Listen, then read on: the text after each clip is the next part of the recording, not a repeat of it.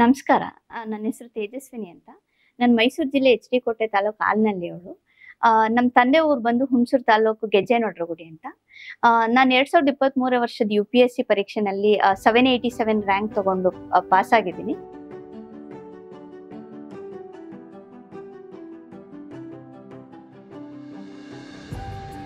ನನ್ನ ಸ್ಕೂಲಿಂಗ್ ಎಲ್ಲ ಆಗಿದ್ದು ಗ್ರಾಮೀಣ ಪ್ರದೇಶದಲ್ಲೇ.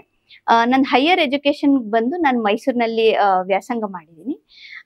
ನಾನು ಗ್ರಾಜುಯೇಷನ್ ಅಲ್ಲಿ ಇದ್ದಾಗ ನನ್ನ ಹಸ್ಬೆಂಡ್ ನೀನ್ ಯಾಕೆ UPSC ಮಾಡಬಾರ್ದು ಅಂತ ಎನ್ಕರೇಜ್ ಮಾಡಿದ್ರು. ಸೊ ಅಲ್ಲಿಂದ ನಂದು UPSC ಜರ್ನಿ ಸ್ಟಾರ್ಟ್ ಆಯ್ತು. ಅದಾದ್ಮೇಲೆ ನಾನು ಪೋಸ್ಟ್ ಗ್ರಾಜುಯೇಷನ್ ಮುಗಿಸಿ ನಾನು ಸಾಫ್ಟ್ವೇರ್ ಕಂಪನಿಯಲ್ಲಿ ವರ್ಕ್ ಕೂಡ ಮಾಡಿದ್ದೀನಿ. ಅದಾದ್ಮೇಲೆ ರಿಸೈನ್ ಮಾಡಿ ನಾನು UPSC ಪ್ರಿಪರೇಷನ್ ನ 2020 ಡಿಸೆಂಬರ್ ಅಲ್ಲಿ ಸ್ಟಾರ್ಟ್ ಮಾಡಿದ್ದೀನಿ. ನಾನು UPSC ಪ್ರಿಪರೇಷನ್ ಸ್ಟಾರ್ಟ್ ಮಾಡಿದ್ಮೇಲೆ ನನ್ನ ಹಸ್ಬೆಂಡ್ ಆಗಿರ್ಬೋದು, ನನ್ನ ಅತ್ತೆ ಮಾವ, ನಮ್ಮ ಅಪ್ಪ ಅಮ್ಮ ಎಲ್ಲರೂ ನನ್ನ ಈ ಜರ್ನಿಗೆ ಎನ್ಕರೇಜ್ ಮಾಡಿ ನನ್ಗೆ ಸಪೋರ್ಟ್ ಮಾಡಿದ್ರು. ಅದಾದ್ಮೇಲೆ ನಾನು ರಾಜ್ಕುಮಾರ್ ಅಕಾಡೆಮಿಯಲ್ಲಿ ಫೌಂಡೇಶನ್ ಕೋರ್ಸ್ಗೆ ಜಾಯ್ನ್ ಆದೆ.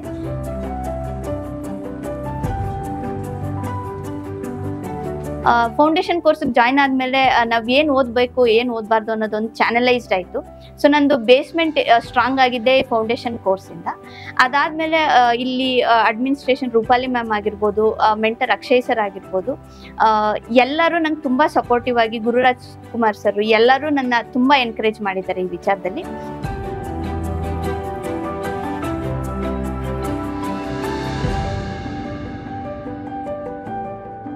ಇದ್ರ ಜೊತೆಗೆ ನಂದು ಆಪ್ಷನಲ್ ಬಂದು ಕನ್ನಡ ಲಿಟ್ರೇಚರು.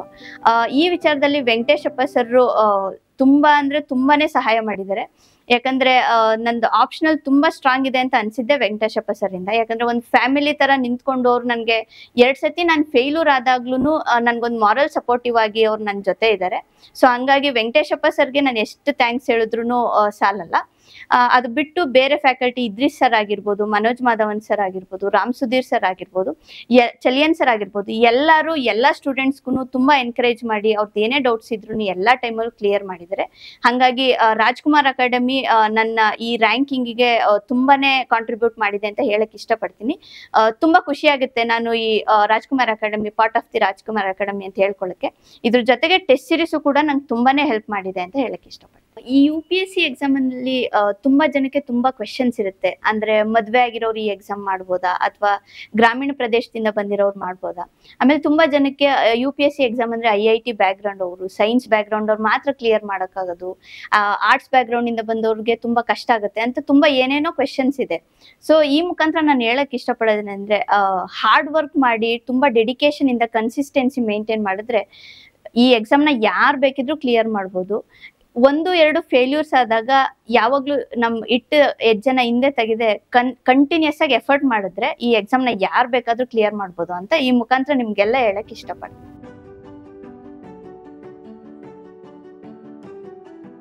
ಸಕ್ಸಸ್ ಹಿಂದೆ ಹಲವಾರು ಜನರದ್ದು ಕಾಂಟ್ರಿಬ್ಯೂಷನ್ ಇದೆ.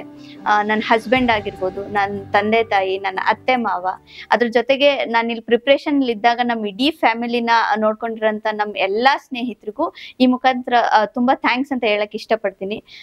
ನಾನು ಇವತ್ತು ಇಲ್ಲಿ ಇದ್ದೀನಿ ಅಂದ್ರೆ ಅವ್ರೆಲ್ಲರ ಕಾಂಟ್ರಿಬ್ಯೂಷನ್ ಇದೆ. ಹಾಗಾಗಿ ಎಲ್ಲರಿಗೂ ತುಂಬಾ ಥ್ಯಾಂಕ್ಸ್. Thank you.